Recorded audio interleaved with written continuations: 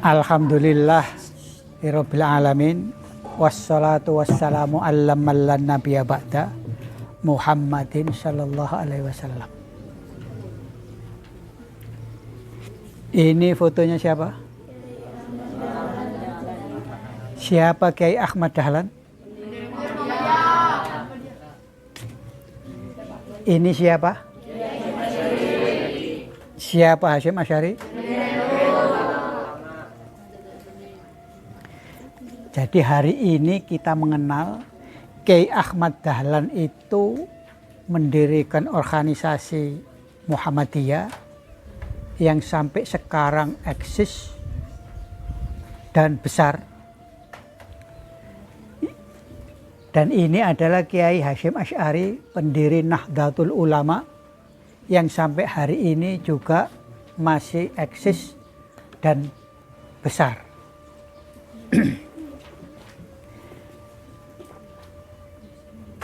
Dua tokoh yang mendirikan organisasi Islam yang besar di Republik Indonesia ini ternyata baik secara sanad keturunan berujung kepada Nabi Muhammad SAW. Jadi kalau saya ingin membacakan riwayat nasabnya Kiai Hasyim Asy'ari itu adalah Kiai Hasyim Asy'ari bin Kiai Asy'ari bin Abu Sarwan bin Abdul Wahid bin Abdul Halim bin Abdul Rahman bin Abdul Halim bin Abdul Rahman. Nah, Abdul Rahman yang ini adalah terkenal juga dengan nama Joko Tingkir. Joko Tingkir itu juga sebutan Sultan Hadiwijaya. Jadi ketika muda namanya Joko Tingkir, ketika dia menjadi pejabat atau sultan namanya Hadiwijaya, yaitu Sultan Pajang yang pertama. Bin Ainul Yakin. Ainul Yakin ini adalah Sunan Giri. Jadi Kiai Hasyim Asy'ari ini dari garis bapak itu bernasab kepada Sunan Giri. Kalau dari nasab ibu berujung kepada Sultan Hadiwijaya atau Sultan Pajang.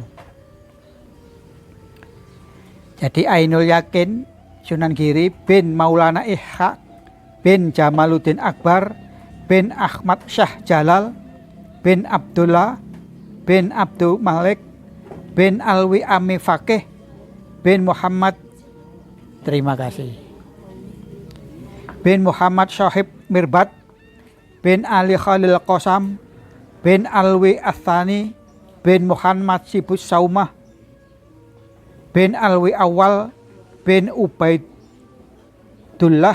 bin Ahmad Al-Muhajir bin Isa Ar-Rumi bin Muhammad An-Naqib bin Ali Al-Uraid bin Ja'far As-Sadiq bin Muhammad Al-Bakir bin Ali Zainul Abidin bin Husain bin Ali bin Ali. Ali itu siapa? Khalifah yang keempat.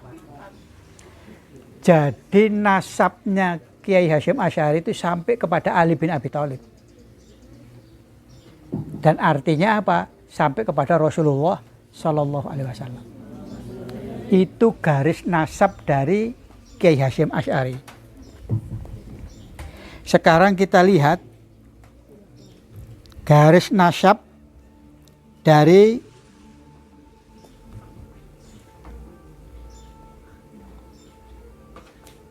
Kiai Dahlan yang pendiri Muhammadiyah.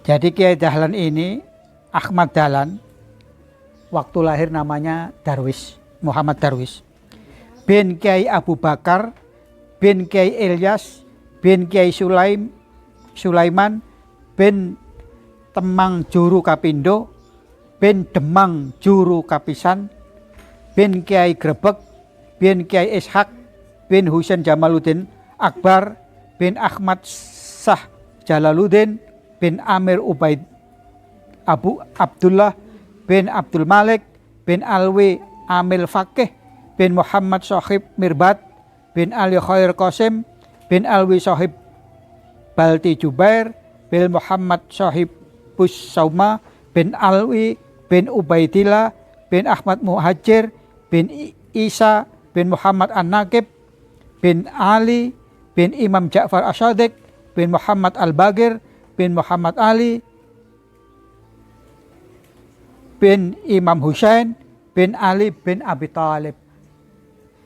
Jadi baik Kiai Hasyim maupun Kiai Dahlan nasabnya itu nyambung sampai kepada Rasulullah Shallallahu Alaihi Wasallam.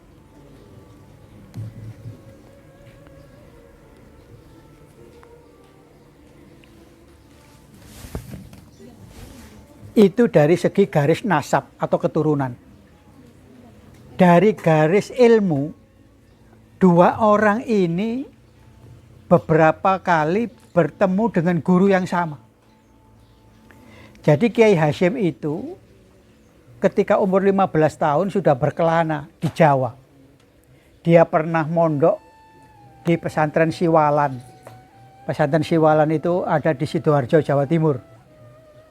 Dia pernah mondok di pesantren Rembang. Rembang itu Jawa Tengah. Dia pernah mondok di Semarang. Itu yang terkenal dengan Kiai Soleh Darat. Nah, waktu mondok di pesantren Kiai Soleh Darat itu bertemu dengan Kiai Ahmad Dahlan. Jadi berguru bersama dengan Kiai Soleh Darat. Pernah juga mondok dengan Kiai Khalil Bangkalan. Di mana Bangkalan itu? Bangkalan itu Madura. Jadi Kiai pernah di Bangkalan mondoknya. Dan juga pernah ketemu dengan Kiai Dahlan sebagai muridnya. Jadi itu kalau di Indonesia atau di Jawa.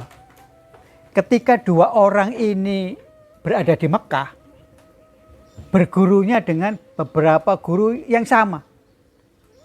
Misalnya Kiai Hasyim Asy'ari itu juga pernah berguru kepada Syekh Khotib Al-Minangkabawi. Jadi Syekh Khotib itu adalah orang Indonesia dari Minangkabau, Sumatera Barat, yang menjadi guru besar di Masjidil Haram. Nah, dua orang ini ketika ke Mekah berguru kepada Syekh Khotib Al-Minangkabawi. Kiai Hasyim Asy'ari juga pernah berguru dengan Kiai Mahfud Termas. Namanya Termas, jadi dia ada di Jawa, keturunan Jawa. Orang Jawa yang juga mengajar di Masjidil Haram. Dan juga beberapa guru yang darah Arab, misalnya Abu Bakar Asy-Syatta dan lain sebagainya, itu Kiai Hasyim pernah menjadi murid. Juga Kiai Ahmad Dahlan juga menjadi murid.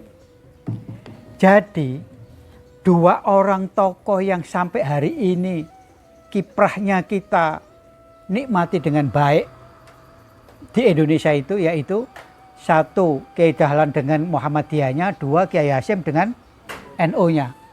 Dua orang ini, sekali lagi saya ulangi, nasabnya sampai ketemu di Rasulullah, dan juga secara keilmuan dua orang ini pernah berguru dengan orang-orang yang sama. Hari ini kita lebih berfokus kepada Kiai Hasyim Asy'ari. Jadi Kiai Hasyim Asy'ari ini lahir tahun 1871 di Jombang. Di mana Jombang itu? Jawa Timur, Tengah, Barat, Jawa Timur. Dia lahir di Jombang. Kakeknya juga mempunyai pesantren, bapaknya juga mempunyai pesantren. Tapi kemudian Kiai Hasyim ini membuat pesantren sendiri di Jombang, yaitu namanya pesantren Tebu Irek. Jadi sebelum mendirikan pesantren itu, sebagaimana layaknya orang-orang dulu, baik Hasyim maupun Dahlan, itu kalau naik haji tidak seperti orang sekarang. Naik haji, selesai ritual haji, pulang. Tapi kedua orang ini dan banyak orang yang lain itu kalau naik haji tidak segera pulang, tapi mukim di Mekah itu bertahun-tahun. Untuk apa? Untuk belajar tadi. Misalnya tadi dia ketemu Syekh Khatib Al-Minangkabawi, ketemu dengan Kiai Mahfud Termas, ketemu dengan Abu Bakar Sattal dan lain sebagainya, guru-gurunya itu. Ada cerita yang sangat menyedihkan bagi Kiai Hasyim. Jadi Kiai Hasyim ini naik haji 2 kali. Naik haji yang pertama dengan istri dan anaknya. Tetapi rupanya Allah mentakdir istri dan anaknya meninggal di Mekah. Itu kesedihan yang pertama. Setelah pulang, Kiai Hasyim kembali lagi untuk ke Mekah. Selain naik haji juga menuntut ilmu dengan adiknya. Namanya Anis. Dan ternyata adiknya ini juga meninggal dunia di Mekah. Akhirnya Kiai Hasyim ini pulang ke Indonesia dan dia mengajar di pesantren bapaknya. Dan seringkali di usia yang muda itu dia seringkali menggantikan bapaknya kalau bapaknya berhalangan untuk ngaji atau mengajar. Spesialisasinya Kiai Hasyim ini ilmu apa? Ilmu hadis. Jadi melalui Kiai Mahfud Termas dia mendapat ijazah tentang ilmu hadis Bukhari. Jadi Kiai Hasyim ini sangat piawai tentang ilmu hadis. Bahkan, nah ini cerita menarik, tapi sesungguhnya di kalangan pesantren biasa. Kiai Hasyim ini karena pernah berguru dengan Kiai Khalil di Bangkalan. Jadi berarti Kiai Hasyim ini murid apa gurunya? Murid. Tetapi kebiasaan Kiai Hasyim Asy'ari itu ketika setelah dia mendirikan pesantren Tebu Ireng, khususnya pada bulan Ramadan, dia senantiasa mengajar hadis, terutama Sahih Bukhari dan Muslim. Saking piawainya, guru Kiai Hasyim Asy'ari yang namanya Syekhona Khalil Bangkalan itu berguru ke Tebu Ireng untuk belajar hadis. Jadi karena Kiai Hasyim itu walaupun murid, tapi dia sangat faham tentang hadis, maka Syekhona Khalil itu belajar ke Kiai Hasyim. Jadi di dalam dunia pendidikan itu antara guru dan murid itu ya biasa-biasa saja. Kalau nanti di antara kamu itu ada yang ahli, saya juga akan belajar ke kamu. Persis seperti Syekhona Khalil belajar dengan Kiai Hasyim. Yang tadinya dia itu murid, tetapi ketika dia sudah piawai mengajar hadis, Kiai Khalil Bangkalan menjadi muridnya Kiai Hasyim. Nah, ini ada cerita menarik. Jadi kalau Kiai Hasyim ngajar begini, kan ada Kiai Khalil yang gurunya. Itu kalau sudah selesai, 2 orang ini cepet-cepetan menuju sandal. Untuk apa?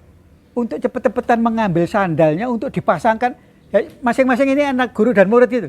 Jadi Kiai Hasyim dan Kiai Khalil itu rebutan cari. Kiai Khalil mencari sandalnya Kiai Hasyim, Kiai Hasyim mencari sandalnya Kiai Khalil untuk dipakaikan kepada gurunya. Itu sebagai rasa hormat seorang murid kepada guru.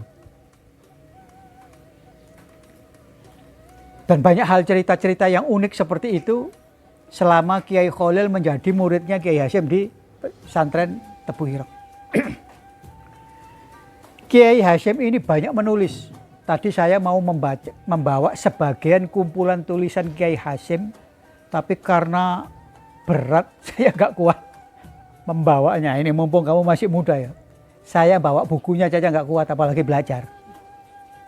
Nah, kamu mumpung masih muda, cari ilmu sebanyak-banyaknya. Ada yang membawa Quran.